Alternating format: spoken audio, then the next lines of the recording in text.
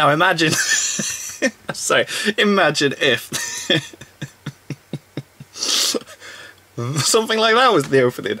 Sorry, I just wanted to do something a little bit funny. That was the remix to my favourite OP from Attack on Titan Season 1. I thought that was awesome.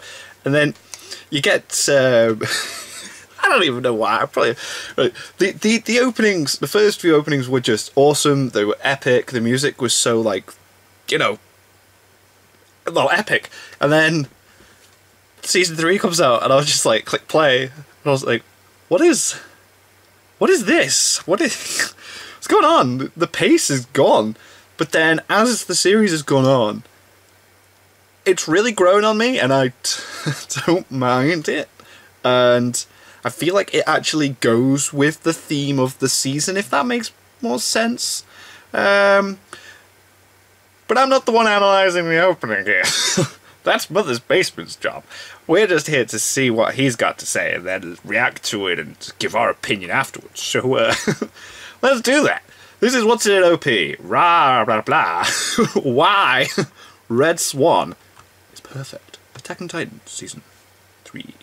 After Attack on Titan Season 2 ended, I think everyone had just one question on their minds. Right, Yo, how the heck is Eren controlling those Titans? Yeah. Like, what? That was but awesome. if you're the same special kind of weirdo I am, the second question on your mind was probably this. How the hell are they going to top Sasageo? If there's one thing Attack on Titan is known for, aside from insane plot twists and a crazy high mortality rate, it's the show's openings, which are exactly what plays when you open your dictionary to the word height. Don't ask me how that works, I don't make books. Across 2 seasons, Linked Horizon gave Attack on Titan 3 heart-pumping, Titan-slaughtering anthems, packed with foreshadowing, deep-cut manga references, and incredible action animation. So we could only imagine what the show would I was just like, ooh, what's Season 3 gonna do? But I don't think anyone imagined this. Yeah, I was like, what the fuck? Red Swan is very different from the other Very different. It's very different from most anime openings in general. The few actual story references in there are surface level and easy to understand for just about anyone who's seen the show. Instead of foreshadowing, its main purpose is to set a tone that seems at first blush to be at odds with the tone of the series itself. Calm, hopeful, uplifting, a far cry from the death and destruction that pervades just about every episode that follows it. As you can probably guess, quite a few Attack on Titan fans were a little upset with this. They came in expecting another at first rock I anthem was and found like, a melancholic theme many argued belongs in the ending. Linked Horizon is still here, but they were relegated to ending theme status themselves with a slightly more epic but still fundamentally somber piece. And to all the people who just came to see over-the-top blood and guts in action, the lack of an appropriately metal theme song to go along with it felt jarring. Hell, they don't even fight any Titans in this one. Sure, from the first episode of the season, it's clear that one of the running themes in this arc of the story is going to be digging into characters' childhoods in order to show how they've become who they are today, but does that one story element really justify abandoning the downright iconic openings that got fans' attention in the first place, especially for something so diametrically opposed to what those songs were all about? You know what? I'd argue they'd have a lot more to justify if they tried to cram something along the lines of Sasageo or Gurren no Yumiya into Season 3's intro instead. Red Swan isn't just a good opening, it's downright perfect for the story they're telling. Yeah, the defining feature of all 3 Linked Horizon OPs is that they're propaganda. They aren't just rock anthems, but national anthems, meant to rally humanity against the Titans. They show the death and destruction that the enemy brings in its wake, while playing up the heroism of the soldiers fighting against them. And that's fitting for the first 2 seasons of the show, which are very much about a battle for humanity's survival that never gets any more complicated than rooting out a few spies. Season 3 is a very different beast. It takes elements that were always there in previous seasons, the military's lack of support for the scouts, inequality between nobles and peasants within the walls, the elite military police who only protect the rich, and the question of why somebody would want to destroy humanity in the first place, and brings them to the forefront, revealing a new enemy in the fascist government which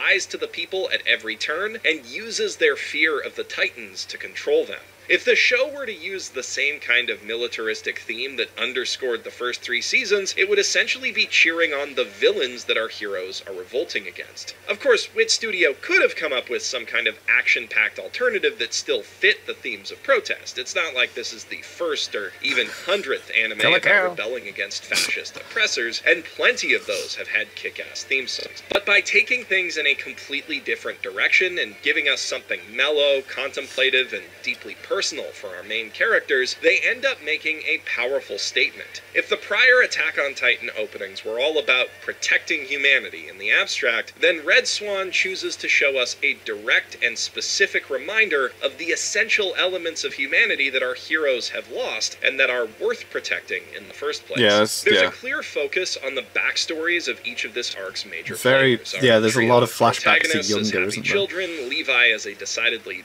less happy child, Kenny a little younger and a lot drunker, Erwin looking back on his childhood, and of course Historia flashing back to her lost memories of Frida. In the opening's conclusion, we see all of these kids come together one last time as the sun rises and the images of their memories are blown out by the light, fading into the past. Our trio of heroes running together in the streets, Krista, fidgety and alone, the upright Erwin catching the eye of a dirty, desperate Levi.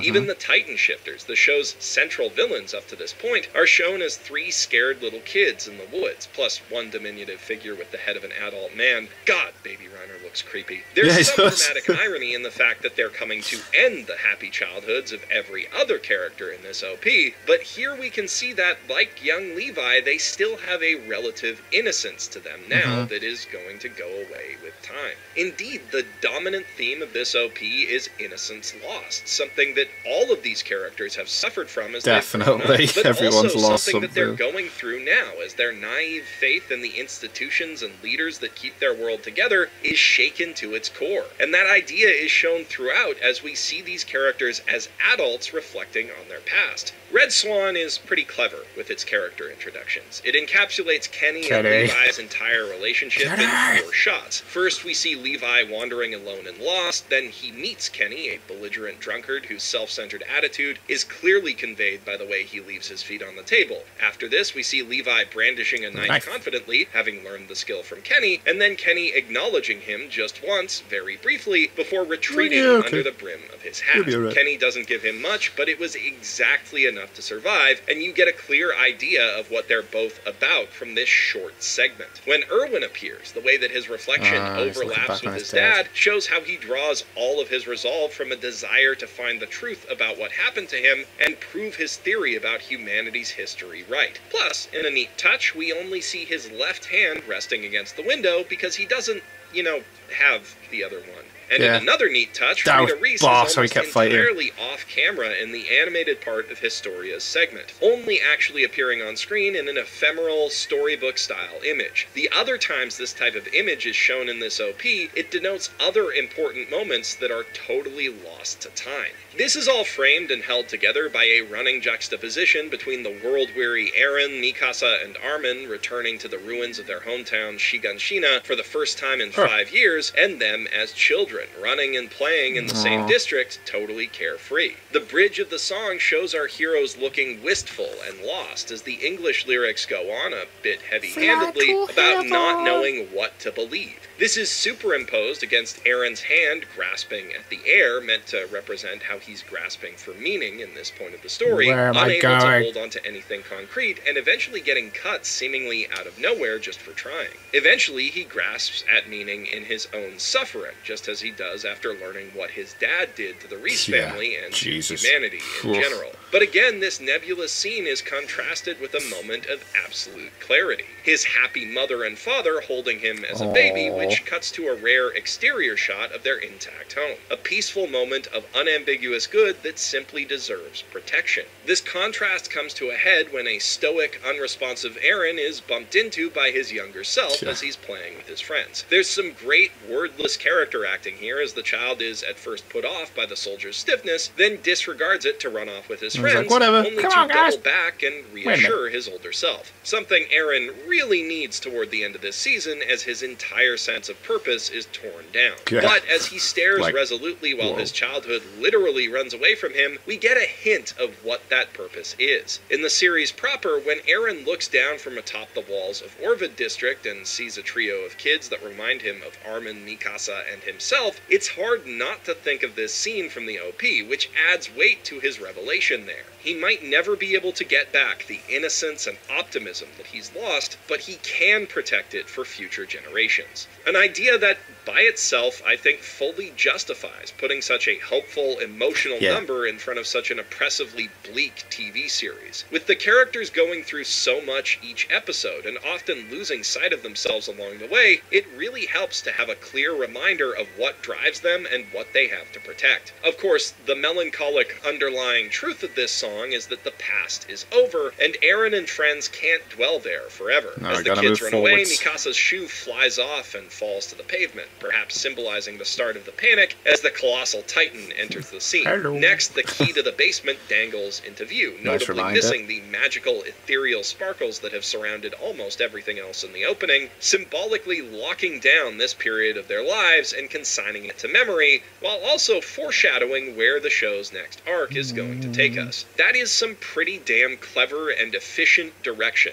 and it closes out the OP with a definitive sense of finality. I don't know if I'd call Red Swan the best Attack on Titan opening. Nope. I think it has the most unconventional design, and it's definitely the most emotionally stirring opening in the series, but it only works as well as it does because it's able to stand in contrast to what's come before it. It's powerful on its own, but I think it makes its most powerful statement simply by not being another Gurren no Yumiya. It sets the stage for an arc where our heroes finally gain some real hope for a better future, and it sets that stage beautifully. Within the series, it serves as a poignant marker of a major turning point for both the world and our characters. And in the broader context of anime in general, it's a nice reminder that sometimes the best thing that you can do in telling a story is giving your audience something they never expected. I took a sort of different approach to doing What's in an OP this time, trying to break it down less frame by frame and more in terms of general theming, and I'd love to know what you guys think about this change in format in the comments. While you're down there, I'd appreciate it if you'd leave a like if you liked the video, a dislike if you didn't, and also if you hit that subscribe button to see more videos from me every week from now until whenever humanity is finally freed from the Titans. I'm Jeff Thu, professional shitbag, signing out from my mother's basement. Decent. Yeah, it's cool. Cool. I do like it. Yeah, at first I was like, what the hell is this opening? And then, as you're watching it and you're starting to learn the story and you get the feel for it and you understand that it goes along with the season, and because like the first two seasons were very in your face, fighting titans, very like, and then it's got that bit of aggression to it. Not quite the dubstep of